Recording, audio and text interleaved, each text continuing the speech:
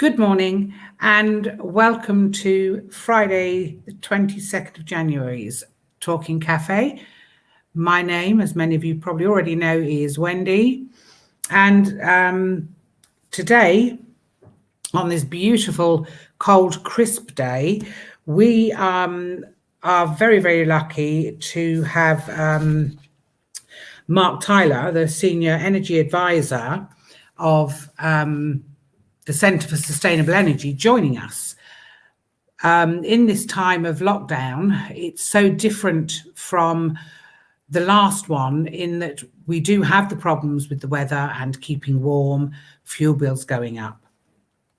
So it leaves me no more ado than to say hello, Mark, and welcome on board. And I must say that I am really interested and looking forward, having had a sneak preview and looked at the company, etc., as to what it is you're actually bringing today and you're going to be putting out there for people, because there was a lot of information I wasn't aware of. Brilliant. That's good to hear. I'm glad you've got some questions based on what I've sent you already. And yeah, as you mentioned, during the lockdown at the moment, there's a lot more people at home. There's a lot of people on furlough. There's a lot of people, unfortunately, that are now unemployed. So I'm hoping that what I'm going to be talking about today is going to go some way towards helping these people, and also that maybe the people that are watching might get in contact with us as a result of the stuff that I'm going to be talking about, and see what further help we can provide. What I didn't do, actually, which I normally do in the beginning, is read my poem out, which is what I've gleaned from talking to yourself and having a look. And for those that are viewing and want to know what's going on today, it encapsulates it all in a short verse. So I'll do a quick readout now of that. And it's about the Centre for Sustainable Energy, obviously.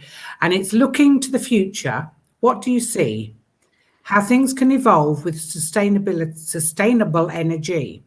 Learn about fuel poverty and what this involves, how to improve the situation and your problem resolve.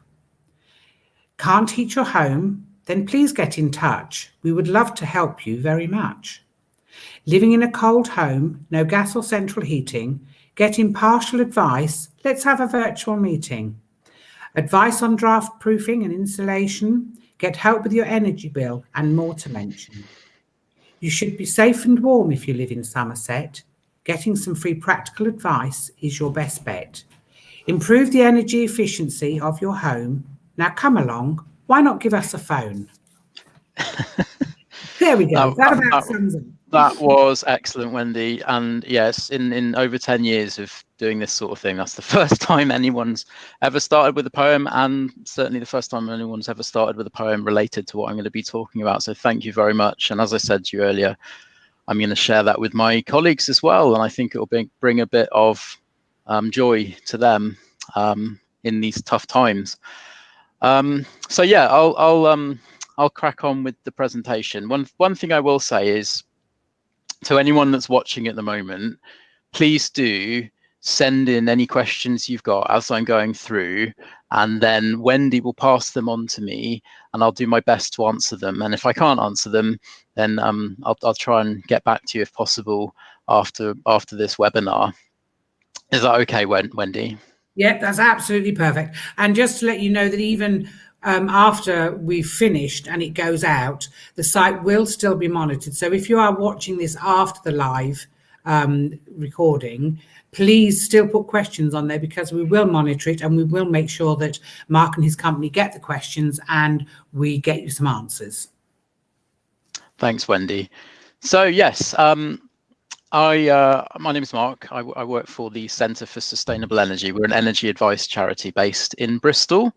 As I said, I've been working there for over 10 years, given a lot of these sessions in the past, although certainly not during lockdown. So this is a bit more interesting for me. What I'm going to be talking about is energy efficiency, fuel poverty, and towards the end, I'll be talking a bit about the transition to a low carbon energy system. So by that I mean what's going to happen for the UK as we transition towards low and eventually hopefully zero carbon over the next few decades.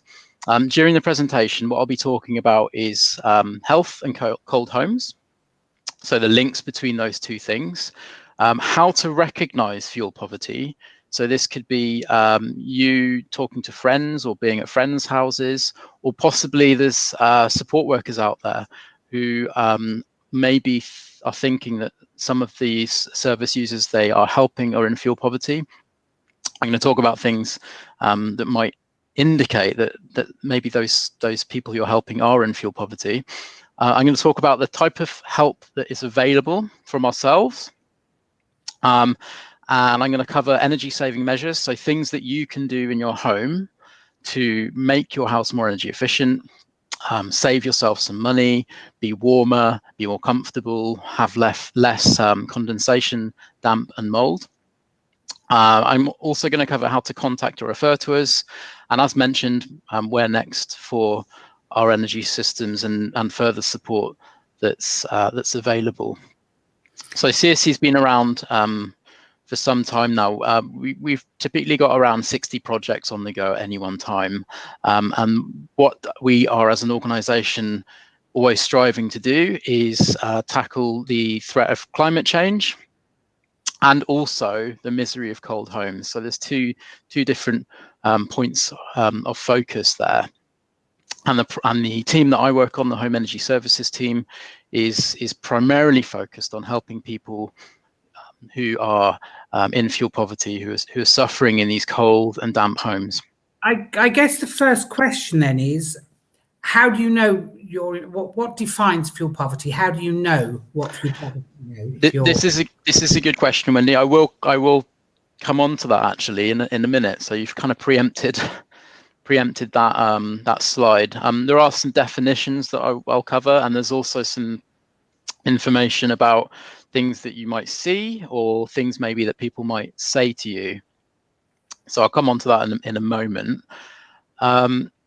So what is the link between health and cold homes? Well, there are very strong documented links between health and cold homes, and living in a cold home, as you would probably imagine, has a significant effect on people's both physical and mental health. And quite often these cold homes are caused by fuel poverty. Now, to go back to your question, Wendy, the old definition was that a household needed to spend more than 10% of their income to maintain an adequate level of warmth.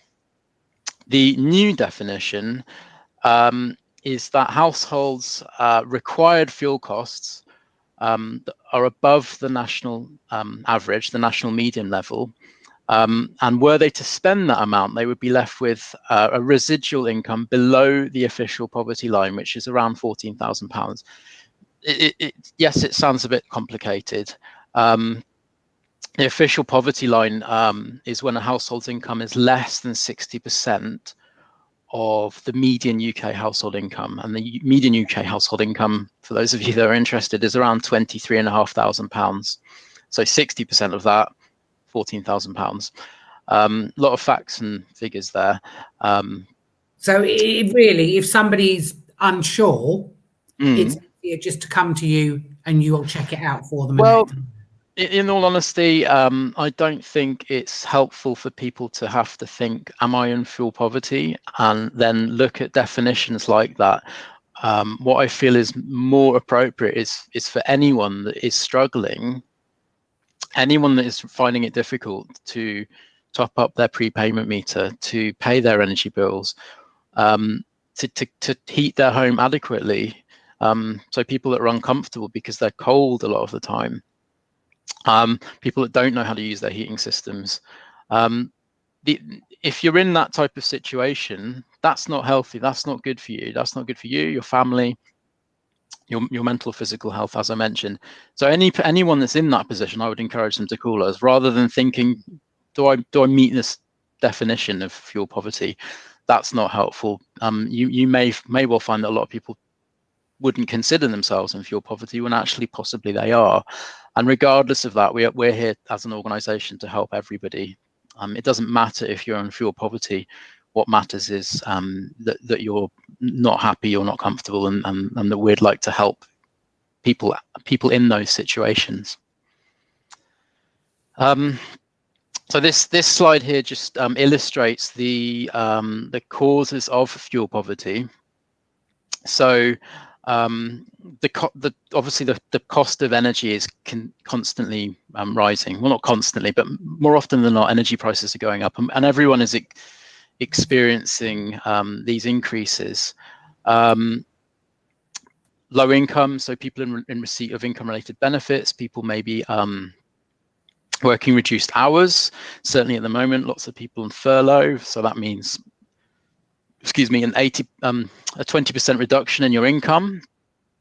Under occupancy, so this is where you've got a household that's maybe too big for the people that live there. So and quite often you'll find that you've got maybe an older couple or an older person in the family home, which at one time was much busier. There was more people there, and over time people have moved away, and you now have these older people living in a home that possibly is beyond their means to sort of look after, and as a result they're maybe living in one or two rooms of this big house, and the rest of the house is maybe falling into disrepair because it's being underheated, and then you've got problems with condensation, damp, and that sort of thing.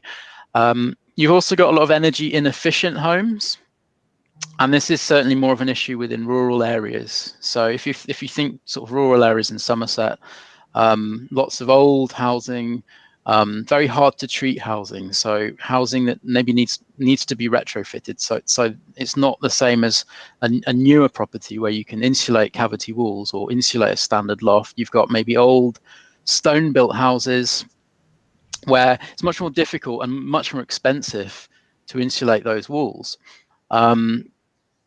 So these four things will potentially lead on to fuel poverty, and people in that position, they can make a decision to either try and heat the home, and as a result of that, they get into fuel debt because they're having to spend more money on this expensive energy, maybe more money that they don't have, or to heat a home that's too big for them, or to heat a home that's losing all that heat, and they get into fuel debt. And this, as you would imagine, can lead on to poor mental health, because, as I'm sure everyone watching is aware, if you've got money worries, if you're in debt, if you're struggling to make ends meet, if you're having to make a choice between food and heating fuel, this can really start playing on your mind and lead to mental health conditions, so anxiety, depression, and things like that. Conversely, if people choose not to heat the home, as I mentioned, you can then have issues with condensation and mold growing, and the structural fabric of that building starts to break down, and you end up with a house that's in disrepair. And I think that's the one thing that people probably don't consider when they think they're saving the money and turning off the heating. That's one thing I'd never, as you say, I go into several homes where they are sitting in one warm room, and I hadn't actually thought. I will now say to these people, have you thought of the impact? So that's really sort of vital knowledge to have, I think. It certainly is, yeah. It certainly makes much more sense to try your best to get the best possible deal on your energy, to get the most efficient heating system, to insulate the home, to do all these actually fairly simple things, to sort of future-proof that property and your own health, and safeguard your own health. So yeah, not heating the home, as you can imagine as well, that then leads on to poor health because you're more susceptible to colds. and to the flu. So it's just important to remember how all these things are linked up, and then also to remember how people's health then impacts on other systems within society. So if you're getting ill a lot, if your mental health is poor, if your physical health is poor, you're then much more reliant on medical services, so the NHS. So it puts additional strain on the NHS. So it makes much more sense to tackle this problem at the root, deal with this poor quality housing, or deal with the underlying issues, and then prevent that poor health from occurring and prevent the strain on the NHS. An interesting figure, in the Southwest, 91% of properties are band D or below.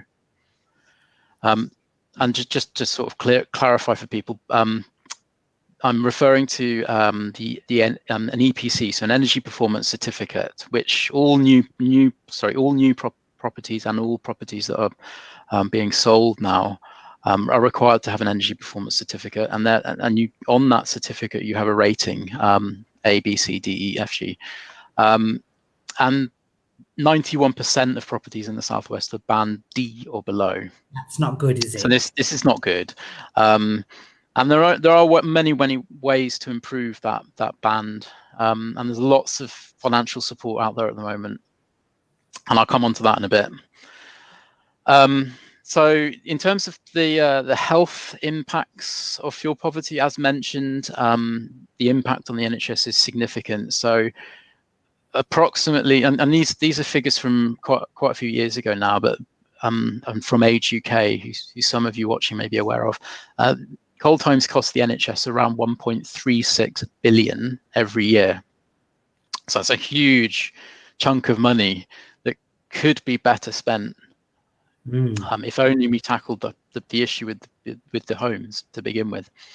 So yeah, impacts of fuel poverty are, as again you can imagine, respiratory illnesses, asthma, COPD, cardiovascular disease. If you're maybe less mobile, you're more susceptible to falls, for example, or you've got arthritis. Being in a cold home, it's gonna increase the risks of those getting worse. Social and mental health, impaired development in children is something that maybe people don't necessarily consider. If you're a family living in a cold home or a home that's underheated, you've got children who are trying to study, trying to do their work, and their bedrooms are really cold, or the areas of the house where they could maybe get some space to focus are cold.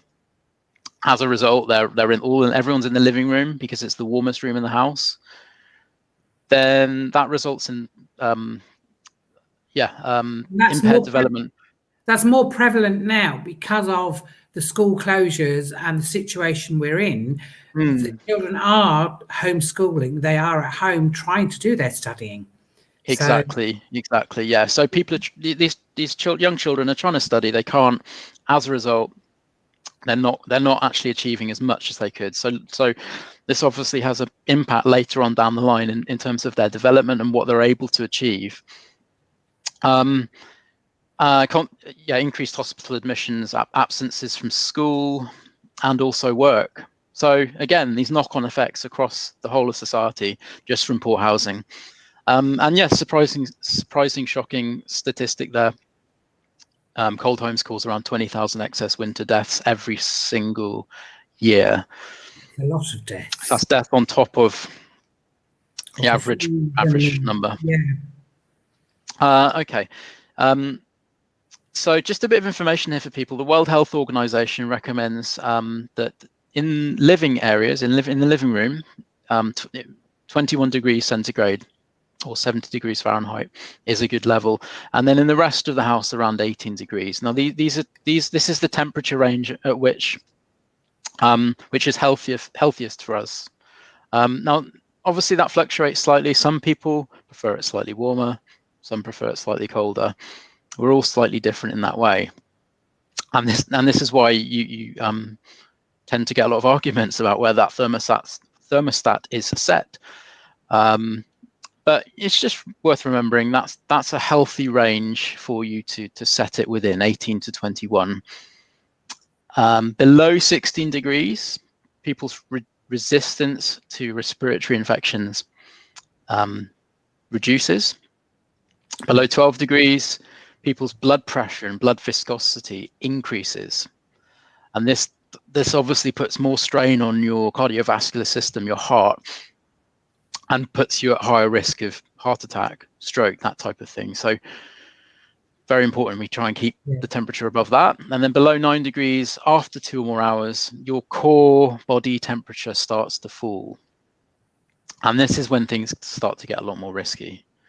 And this is obviously more important to remember when it comes to disabled people, people that are ill, people that are sick. These people may well need higher temperatures.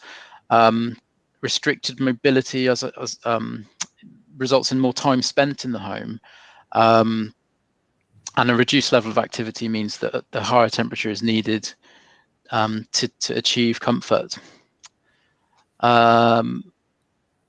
So we're all aware when we sit at the desks, even if we're working with the home working that's happening now, because you're immobile, you get, I've got my husband who's building, and he comes in and says, "Cool, the house is terribly warm," and I'm saying, "No, it's not. It's freezing." I've been sat still, working. Yeah, this is it. Yeah. That change in temperature can certainly be noticeable. And anecdotally, I'm working from home, as you can tell, and it wasn't until a couple of days ago that we got the loft insulated here.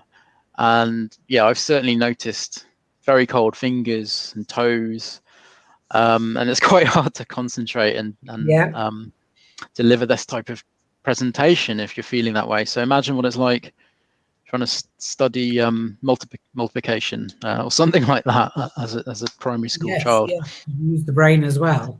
Yeah. So recognizing fuel poverty, and this, like I said earlier, this could be something a friend is telling you, or maybe you're feeling this, or maybe you're a support worker and you're reading these and you're thinking, oh, actually, I am helping a few people who have said this to me. And they're quite obvious things. So people telling you that they're sleeping in one room in the house because it's warmer, people telling you they're running out of energy, electricity, or gas, people telling you that they're really struggling with their bills or they owe money. And perhaps you've got a relative or someone you're helping who kind of wants to stay in hospital because they know they're going to be warm there, they know they're going to get food there. So these are all quite obvious things, but just listening out for them and realizing, oh, actually, that indicates this person maybe is in fuel poverty, or even if they're not in fuel poverty, they need some advice on how best to live in the home, how best to use their heating, how to get the best deal. And then there's the things you might notice when you visit them. So you might smell mustiness, damp, condensation, and you might even see it, as you can see in that picture there. So that's quite bad mold. Very obvious. You may think you may notice that there's no heating. Possibly there may not be an obvious form of heating, or that there are radiators. There is a wet central heating system, but perhaps they're using instant electric radiators or one of those calor gas fires instead, because they're worried about switching the heating on, or perhaps even there's a prepayment meter and they've self-disconnected, which means they haven't topped up recently, or perhaps they've been cut off because they've got into debt, so they're having to use electric radiators instead. Or if the system is broken down and they haven't got the money to repair it. Or that, certainly. Yeah. Maybe they're wearing a lot of clothes. Maybe you've gone around to visit someone and they're wearing a coat inside, or they've got the curtains all closed to try and keep some of that heat in. Or maybe there's a bed made up in the living room and you find that room's nice and warm, but everywhere else is really cold. Possibly, and sometimes I see this out on my home visits, you'll notice that someone's got plastic bags and they've taped them over the vents in the Yeah. living room. And this can be really dangerous because there is typically there'd be a gas fire in that room, and those air bricks are there to maintain ventilation so that carbon monoxide levels don't build up to dangerous levels. So look out for these things. And if you do see them, then yeah, like I say, it might indicate that that person could do with some advice and support. So how can we as an organization help? So understanding bills and meters. Now bills, I still find them confusing, and I've been doing this job for quite some time now. They have over the years become a bit easier to understand, but they're still quite complicated. As an organization, what we can do is we can actually talk through people's bills with them and help them work out what is actually going on with their billing. Most important thing I'd recommend really is, if you haven't got a smart meter, make sure you're providing your supplier with regular meter readings. So at least you know that your bills are up to date and you're actually paying what you should be paying. So often I've come across people who haven't been providing readings for some time, and their bills have been estimated for a year, sometimes longer, 2 years, and we give readings and they are landed with a massive bill. And we really don't want this to be happening. So providing your supplier with readings at least every 3 months means you won't get into that position. So helping people understand their bills, and also their meters, how to read the meter, getting credit meters fitted if you've got a prepayment meter. This is an important thing to do, because you are able to access many more tariffs, and that means you can actually reduce the amount that your energy costs. So with a prepayment meter, you're typically stuck on a couple of tariffs with each supplier, which means you're very limited in what your choices are. If you move to a credit meter, which means you either pay when the bill arrives every 3 months, or by direct debit, or on a payment card at the post office towards your bill, you are able to, as I say, choose lots of different tariffs, and the unit rate that you pay for your electricity and gas is much lower than it would be typically on a prepayment meter. It also gives you much more control, and you're not as much at risk of disconnection, because with a prepayment meter, if you are in a position where you're trying to work out whether to buy some food or whether to top up your meter, quite often, more often than not, people would choose the food. And then they'll suffer because they haven't got any heating or they haven't got any electricity for whatever. So a credit meter, you won't be able to do that. It won't just cut you off. And provided you've got on the best tariff and you've got a good payment system in place, you're in a much healthier position than with a prepayment meter. And then you've also got smart meters, which will monitor your usage. You'll get an in-home display. It will show you how much you're using. You'll be much more aware of what you're doing, and that will help you to manage your energy use. So smart meters are actually a really good idea for people to get a better understanding of how they are actually using their energy, and as a result, they tend to use less. We'll help people look at their energy bills if they're really high or if they're on fuel debt. So if you owe money to your energy supplier, we can help with that. And by that, I mean we can talk to your supplier, we can work out what's going on, we can make payment plan arrangements, and then we can also look to see if there's any funding available to pay part or all of that debt. There are trust funds out there that we can apply to. It's really dependent on your circumstances. So they tend to help people that are more vulnerable. But there is help available, and even if you can't get it all paid off, we can help you to set up some sort of payment plan. So you're much more relaxed about the situation you're in. You still owe them money, but we've got something sorted so that you're not worrying about them chasing you and sending red letters and threatening to disconnect you, or trying to take you to court and then you incurring all the court costs. It's much better to just get on and deal with it. So with a smart meter, because that's the reading that's taken every month, is there an option there for argument's sake, if you were doing a direct debit, you can set the direct debit and they'll say to you, okay, if you pay £60 a month all year, so your payments are not fluctuating. With the smart meter, is that purely what is read every month? So in the summer, you're going to come through with a low bill of, say, £25, but then come the winter, you're going to have over £100. Or can that also be balanced out? Typically not. It would be the same. You'd have a fixed direct debit, and the reason for that is, as you say, your energy use follows that sort of profile. So Yes, winter time it's up here, summertime it's down here, and it continues in that way. So you want to find that's an right. amount that meets in the middle. And you can So you still do pay. that with smart meters. That's typically what you would do with a smart meter. You would pay a fixed direct debit over the whole year, and as long as that's been set properly, you will cover your usage for that whole year period.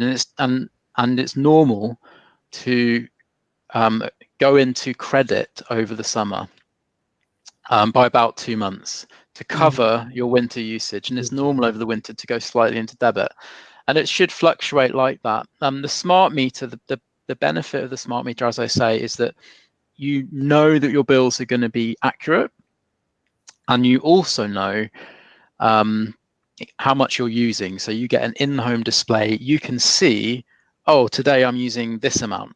Yeah, and Yesterday I used that amount. You don't have to climb up to meters to send them readings either. That's the other. Exactly. So certainly for people that may be less mobile, less able to access their meters, it's a really good idea. Some areas there's poor mobile signal, so they can't quite communicate properly. But yeah, it's certainly something that we recommend people do if they're able to. Did you see Joe, one of our village agents, has actually, he's obviously watching the, welcome Joe, glad you're watching. She's actually come across 2 clients that are pouring money into the landlord's coin meter, and she's actually referred them to you. So that's nice to know. That is nice to know. I'm glad to hear that people are actually referring on to us. Yeah, I mean, that's a tricky one, and without knowing the full details, it's hard for me to comment. Landlords are perfectly entitled to fit their own coin meters beyond the meter, provided they're adhering to the sort of the legislation, and the legislation states that they cannot actually charge more than they are paying for that energy. So you can't start racking the price up on your tenants. That's not allowed. So if that's happening, then hopefully we'll figure that out and get to the bottom of what's going on and sort the problem out for those tenants. But yeah, I mean, it's not that uncommon for landlords in say a big house of multiple occupancy. Maybe you've got a house that's split up into individual bed sets. Each bed set has its own coin meter. It's fairly typical for a landlord to do that. It makes it a lot easier to pay for the energy, because if you've got 7 different bed sets, it's hard to get everyone. That's right, because they won't all have the same usage, will they? Exactly. So yeah, like I say, glad to hear people are referring on to us. So the available financial help, insulation, as I mentioned, I've just had mine done. We did that by using a Green Homes grant voucher. So this is a national scheme that the government launched a few months ago, and essentially you can get financial assistance to, among many things, insulate your home and install low or zero carbon renewable energy technologies. So things like air source heat pumps, for example. And it's probably far too complicated to go into in any detail. But essentially there are primary measures which you have to get fitted if you want to get one of the secondary measures, which could be, for example, replacing some windows. And you can have up to £5,000 or even £10,000 if you meet the criteria And by that, I mean you are maybe a low income household, you're in receipt of income related benefits. So that's one funding stream that's around at the moment. And as an advice service, we can advise people on that if they give us a call. I'll come on to how to get in touch in a bit. There's also what's called eco-funding, which is the energy company obligation. So this is where fuel suppliers have money they have to spend to improve the energy efficiency of households. And the reason they want to do that is because by improving the energy efficiency, they reduce the energy consumption, which lowers the associated carbon emissions. And so what they're trying to do is achieve carbon emission reduction targets. So they pay to insulate people's lofts, cavity walls, replace really old inefficient boilers or broken down boilers. So there's funding from that stream as well. There's also sometimes local authority money. So this could be money from your local council towards these things as well. So yeah, insulation, replacing your heating systems, first time gas central heating. If you've not got gas central heating and you want it and you've got gas in the area, there may well be funding to get you connected up. So yeah, there's lots of funding for these measures out there. There's the warm home discount. A lot of the suppliers, the bigger suppliers, they offer what's called the warm home discount. This is £140, which you can apply to them for, and it's paid to you over the winter period. So at some point before the end of March, so by April, you get £140 either credited to your prepayment meter or added to your bill, typically your electric bill. And this is for vulnerable people. So again, people in receipt of income related benefits, people with older people. It's just worth checking with your supplier if they offer the warm home discount, because you might be eligible for it. Each supplier's criteria sometimes slightly different. And like I say, it's the bigger suppliers that offer it.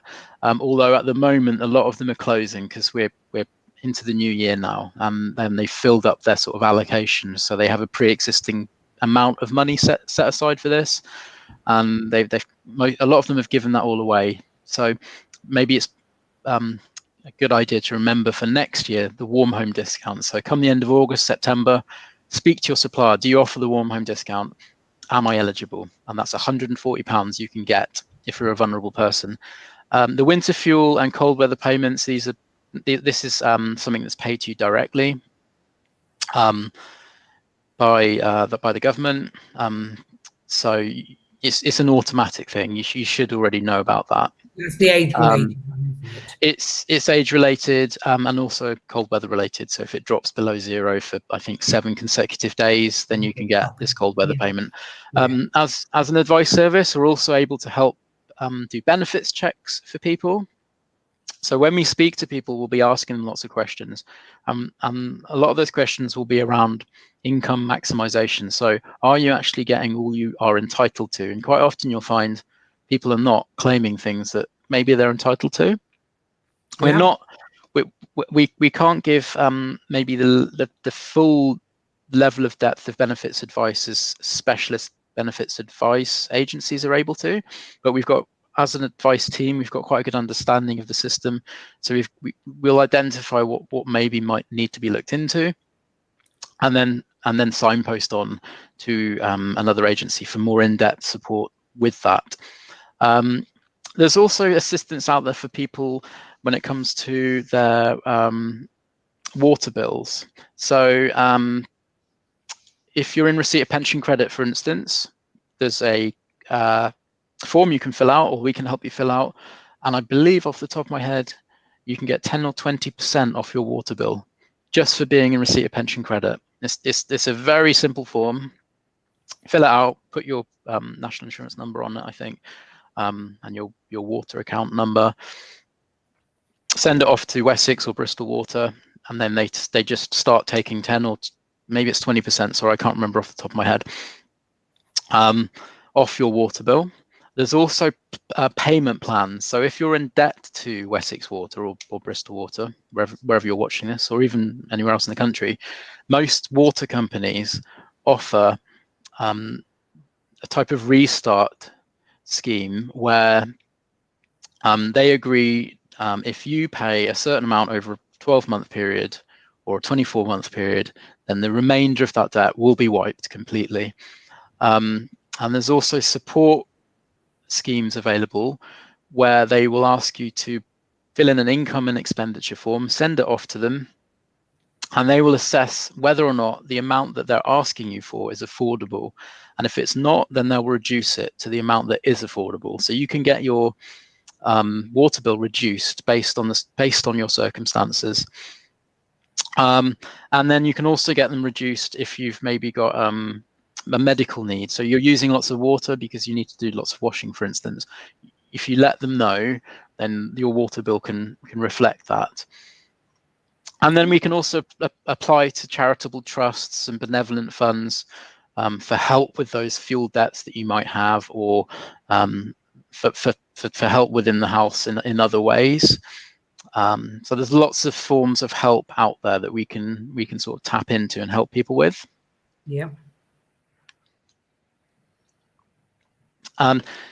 This is just a slide to illustrate the potential savings. So if you are considering improving your heating or improving your insulation, upgrading a G-rated boiler to an A-rated one, that saves £300 a year. So it's Wow. quite a chunk of money. I mentioned that eco funding already, and you've also got cavity wall insulation there. So that's £190 saving just by insulating your cavity walls, and loft insulation, £175 a year. These are averages. So if you've got a bigger loft or a bigger house, bigger walls, by insulating them, those savings are going to be more significant. And that little red thing, red car that you can see in the bottom right there. Yeah. So that's actually a robot that goes under the household and sprays foam insulation under the house and insulates it from that point. So that's quite a cool little gadget. Right, how are we doing for time, Wendy? Let's have a look. 42 minutes. It's gone by so quickly because it's so very interesting, I think. Okay, so what would you say? How much longer have we got before we're fine. We're fine. Yep. Yeah, okay. We're good up to an hour, no problem. So yes. Okay. I may need to move slightly quicker through the rest of the slides because I believe we're halfway through the slides. We can always have you back again. Thank you. So heating controls, we can help people to set their timers and their programmers. If you've no idea how to set your timer, I understand. They're all different. They're all complicated. Room thermostats. So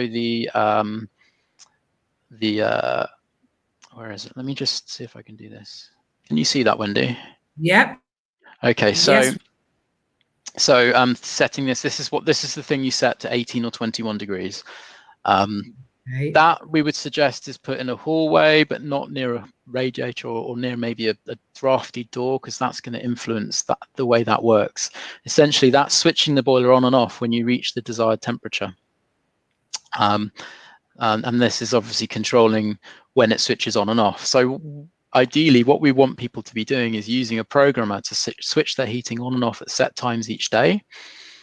So half an hour before you wake up, switching on, and then switching off half an hour before you go out, and then likewise in the afternoon, half an hour before you come home, and switching off half an hour before you go to bed. Obviously, at the moment, a lot of people are at home a lot more. So, it's trying to just work out a system that works for you, remembering that old argument, hasn't there? Is it cheaper to leave it on 1 degree lower all day, or do we put it so it goes on and off? Okay, so this is not an argument. This doesn't make sense.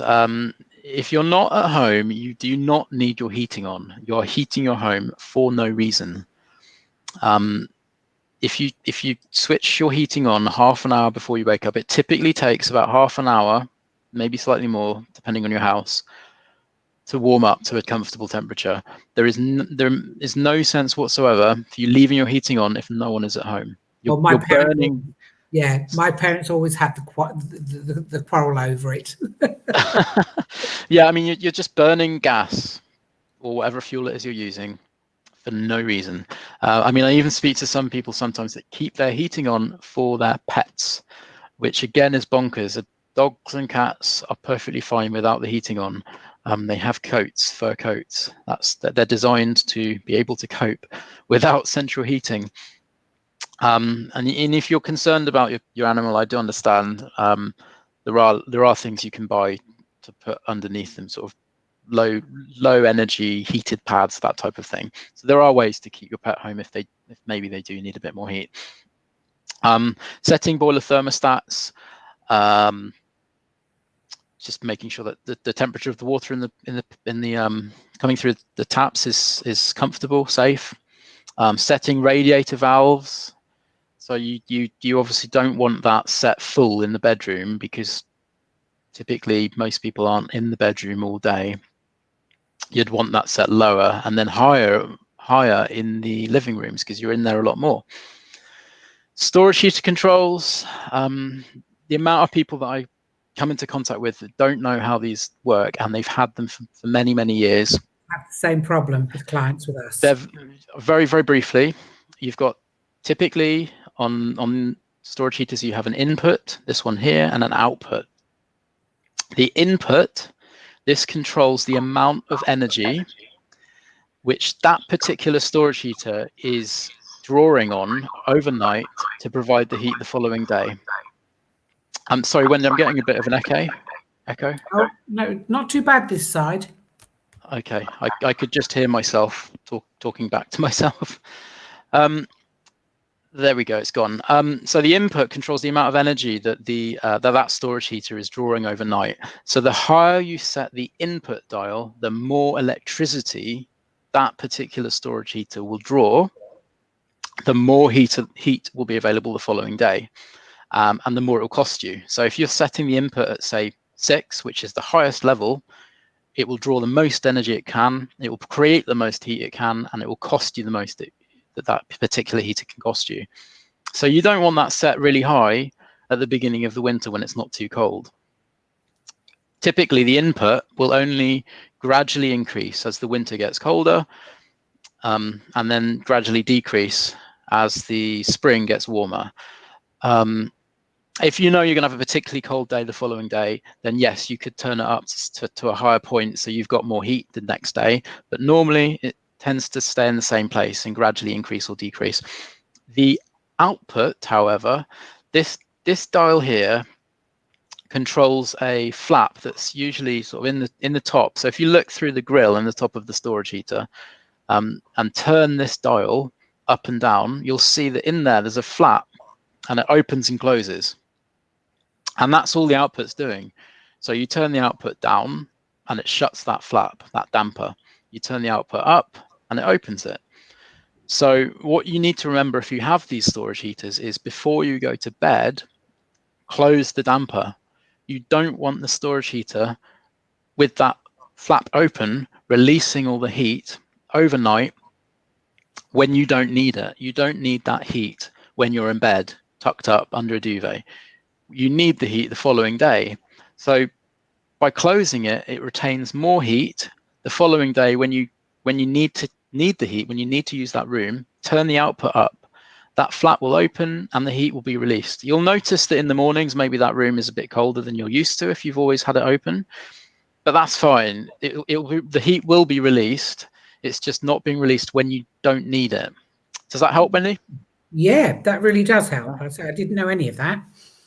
So I can now look intelligent when I go and visit clients and operate it. And we've got fact sheets on all of this. Okay, so I'll just zoom through some of these. So yeah, just simple things people can do: closing your curtains at dusk, tucking them behind your radiators, only boiling as much water as you need when you're boiling the kettle,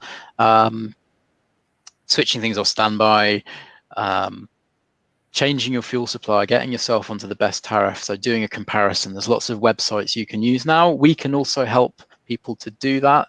It's very straightforward. If people get in touch and we give them advice on how to do it, then hopefully people remember next time how they did it. And it's just a case of putting a few figures into a comparison site and then looking at the results and choosing an energy supplier. And quite often they're hundreds of pounds cheaper. And the switch process takes, say, 3 to 5 weeks. And yeah, making best use of your heating controls, as I just mentioned. Other things people can do: secondary glazing. So this is where you've got single glazing, but you perhaps can't put double glazing in because your building's listed, for instance, or maybe you can't afford it. Secondary glazing is a cheaper and less obtrusive option if, like I say, you can't do it. Radiator panels, these things are dirt cheap. Slide them behind your radiators, they reflect the heat back into the room instead of being absorbed into the wall.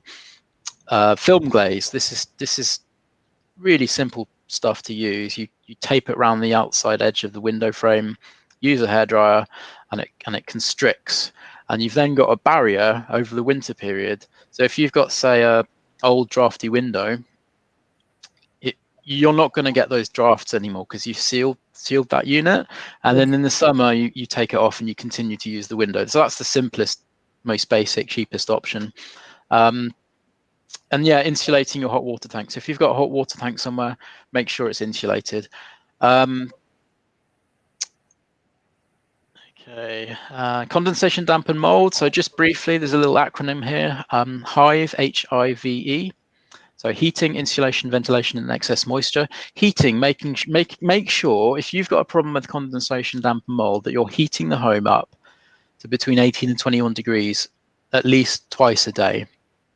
Make sure you've got as much insulation as possible up to current standards. So the loft, the walls.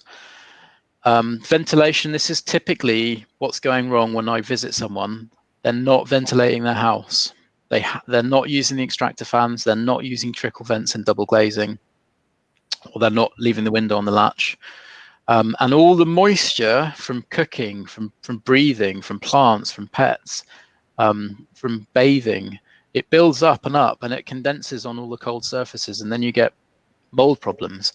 It's really important to ventilate that property properly.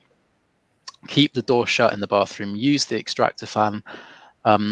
Keep the door shut for at least half an hour after you've been in there, maybe the window open, and let that moisture escape. If you leave that door open to the bathroom, all the moisture travels through the house and condenses somewhere. The same applies in the kitchen. If you've got, if you're cooking and you're not using lids on pans and you're not using the extractor fan, that moisture travels somewhere and it will condense, and then you will get problems like this. So ventilation is really, really important. And then excessive moisture. So try wherever possible not to dry clothes on radiators. And I know this is difficult if you've got a large family and not much space outside. If that's the case, try and isolate it in a room. So put all your washing on one dryer in the bathroom with the door shut and the window open and the fan on, just to try and keep that moisture out of your living space. You've got to remember that all the moisture from those clothes is gonna evaporate and it will travel somewhere, and you don't want it traveling into the rest of your house and condensing in a bedroom, for instance, and then leading to respiratory problems that I was talking about earlier. Those gas heaters that I mentioned, they also cause a lot of moisture. So ideally don't use them. As an advice service, we can sign people up to the Priority Services Register. So this is something offered by Western Power Distribution. They're the local DNO for this area, so they get all the electricity from the power stations to your house. And they offer this Priority Services Register to any vulnerable people. And what it means essentially is if there's a power cut, they know someone vulnerable lives at that property. And they will make provision for you wherever possible. So if there's going to be a planned interruption to service, they'll let you know, and then you can make provision for that. This is what I was talking about earlier with Wessex and Bristol Water. This is just a case study to indicate how we've helped people. So this particular person was referred to us. They had a health condition. They had damp problems, they had debt. We visited them, we cleared their debt, we got their gas reconnected. and we got them that warm home discount, and then we worked with their housing provider to improve the quality of their property. So got a new boiler and got those damp problems repaired. If you want our help, so if you're someone out there that thinks that you know someone, or even you yourself maybe need this help, just give us a call. Call us on this number, or email us at that address. Or if you're a health worker, so you're a social care worker, any form of support worker, maybe that email address there will take you to our referral form. It's GDPR secure. You can fill it in, send it to us, and we'll get in touch. And I should stress, we're a completely free and impartial service. We don't charge anybody anything. It's and it's open to everyone. We're not going to turn people away. We will provide a level of service to everyone. Other things you can do. I think I've covered a lot of this, but yeah, we're looking for volunteers constantly. So if you want to volunteer, please get in touch. Choose a green energy tariff, and be careful when you do that, because a lot of them will say they're green, but perhaps they're not that green. So do some research into what a green energy tariff actually is. Have I got time to go on to this bit, Wendy? Because you have, but just before you do that, we've had Helen ask whether or not your slides are available. So if somebody requested your slides. Well, I think this is this being recorded? It is being recorded, yes. Okay, so the recording will be available to watch again, I'm assuming. Yes. Okay. Yes. It'll be on YouTube and on Facebook. Okay, so you'll be able to see that. Slides, yeah, I reckon I'm happy to provide them. It depends in what context, but yeah, I'm pretty sure that it should be fine to give you my slides. It's all useful information. It is. Any more questions? No, that's all that's come up. Hannah's been busy putting up your addresses and contact details. Excellent. Okay. I'll try and run through this quickly. It's the section that I'm not as familiar with, so bear with me if I do stumble at all. So at the moment we're actually transitioning away from this. So a traditional energy system, as you can see here, it follows this kind of path. So power plant transmission, the DNOs, and then the household.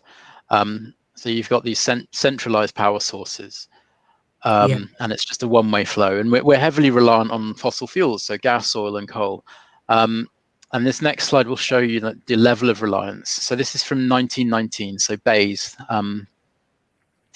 They've provided these statistics, so you can see there the massive amount of gas, and to a lesser extent coal and oil that we're reliant on. Yeah. Just so you've got an idea. As I mentioned earlier, the Southwest has some really inefficient housing. In the UK, we've got some of the least efficient housing in Europe. So 45% are below D, 19% E or lower. A new build property, which you can see here, is they're obviously not all built to a passive house standard, but they're built to better standards. There are ways to improve existing builds as well. So retrofitting, and we've so Matilda's blanket is a kind of retrofit insulation solution for harder to treat houses. And then you've got the Qbot down here. Are we doing all right for time, Wendy? Yeah, we're fine. What people might not realize, so if you've got an energy performance certificate that's over 2 years old, quite often they underestimate solid wall properties. So if you've got a solid wall property, an EPC that's over 2 years old, it might say it's an F or a G, but that may not be the case. It may actually be slightly better than that. The solid walls that you've got may actually be better, so it might be worth considering getting another EPC. What else is there? So this is just to illustrate why this energy transition is necessary. So as I'm hoping a lot of the people watching are aware, we've set net zero targets of 2050. So that means we need to decarbonize the whole system. And yeah, the mind kind of boggles the scale of what is necessary to reach a zero carbon society. So no oil, no gas, no coal, none of these things are being used for anything at all. When you start to look around you and realize, well, that's an awful lot of things that need to change. Yeah, it's a lot of work basically. So we need to cut our CO2 emissions by around 93% from 1990 levels, and that's over 13% more than the requirement from the Climate Change Act. Whilst we're doing that, we also need to think about what this thing here called the energy trilemma. I haven't heard it referred to that in other places, but essentially we're talking here about affordability, environmental sustainability, and security. Affordability essentially is just making sure that everyone in the country, the whole population, can actually access and afford their energy. And obviously, and as you'll imagine, that's strongly linked to fuel poverty. Yeah. The energy security is just about ensuring that we have a reliable energy supply and infrastructure, and that the suppliers can actually meet the demand. And then sustainability is obviously achieving the efficiency on the demand and supply side, making sure that the energy is coming from low carbon sources. So this transition will involve decarbonisation, so renewables, carbon capture and storage, which is still in its infancy and really not proven to work on a much larger scale. Electrifying all our heating systems and our transport systems, so all our all the buses, all the trains. At the moment, lots of people are reliant on gas central heating. That all needs to go, replaced probably by communal heating, so ground source heat pumps, air source heat pumps, this type of thing. And the energy production was decentralized, so it'll move from the standard power plant transmission model to prosumers, so communities funding wind turbines, for instance, or local larger scale ground source heat pumps, that type of thing, or PV farms where you've got a field full of PV next to your village. And then also reducing the energy demand, so improving the energy efficiency of buildings. So all of this needs to happen in order to get to that net zero point. Where we need to be, yeah. I think I've got a couple of slides left and then I'm done. Challenges facing the transition. Obviously,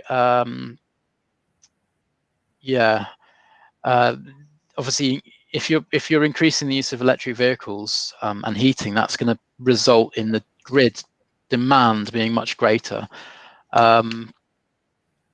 Decentralized system with diffuse renewable energy sources with variable outputs demands grid flexibility, so the grid needs to increase in its levels of flexibility. This is a tough one as well, getting the public on board, encouraging people to change their behaviors.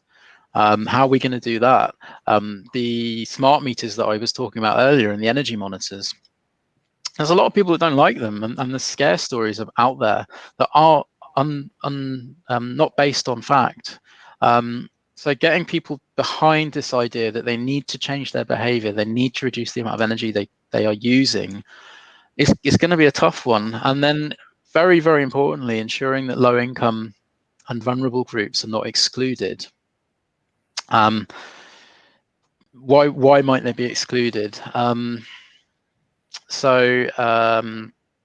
example, capability barriers. So technology, like Yes. it's hard to teach. And I don't want to single out older people, because there's a lot of older people that do know how to use this tech, but quite often you'll find older people struggle with learning how to use these very not necessarily very complicated, but new forms of technology. It's change, isn't it? It's moving out of what is comfortable. I think yeah, most people don't like moving out of their comfort zone, especially they feel that they don't need to. Yeah.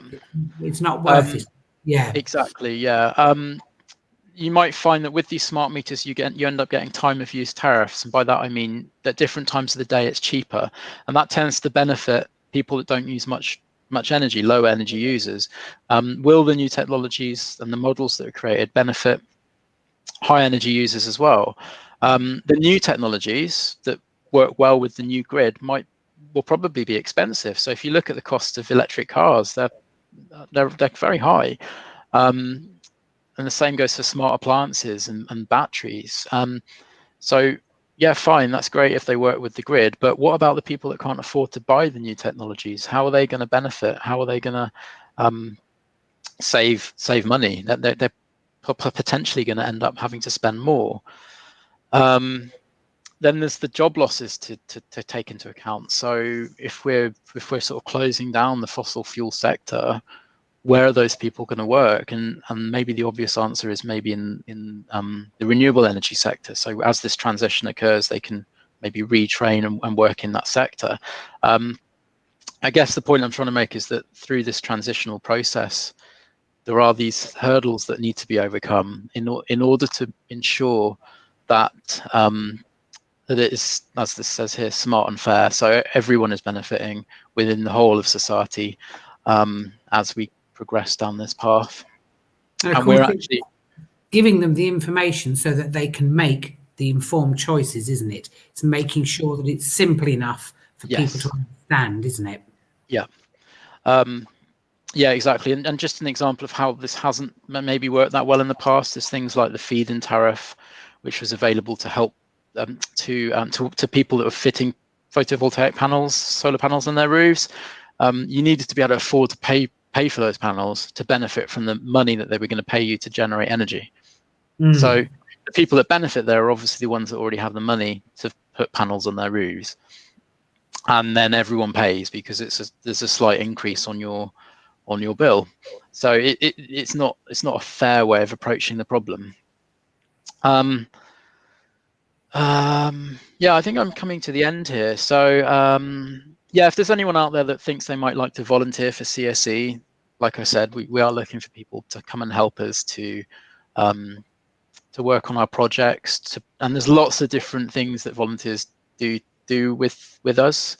And at the moment during lockdown, things like going out into the community and helping people that may be isolating or shielding to top up meters, just as an example, or phoning people or doing admin for us.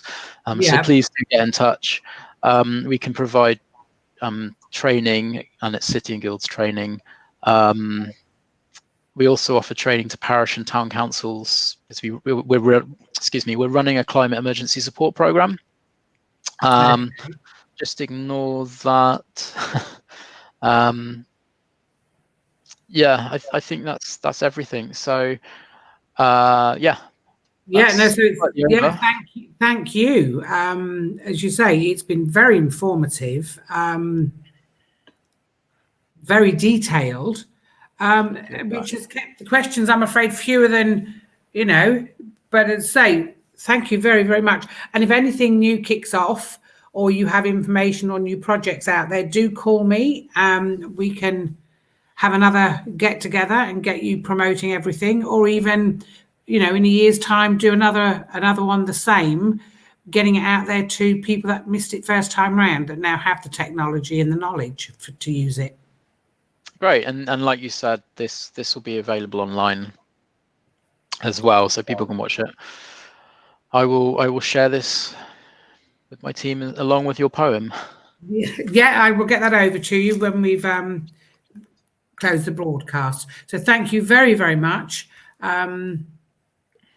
A pleasure chatting. Thank you very much for having me. And Thank yeah, you. just once again, get in touch if you need any help.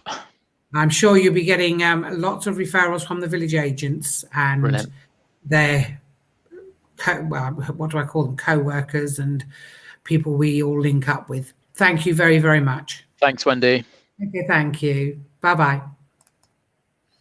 And that just leaves me now to thank you for watching this. I hope you've all learned an awful lot and we'll be making maximum use of the newfound knowledge. And I will see you in a fortnight's time. And until then, take care. Be safe. Bye-bye.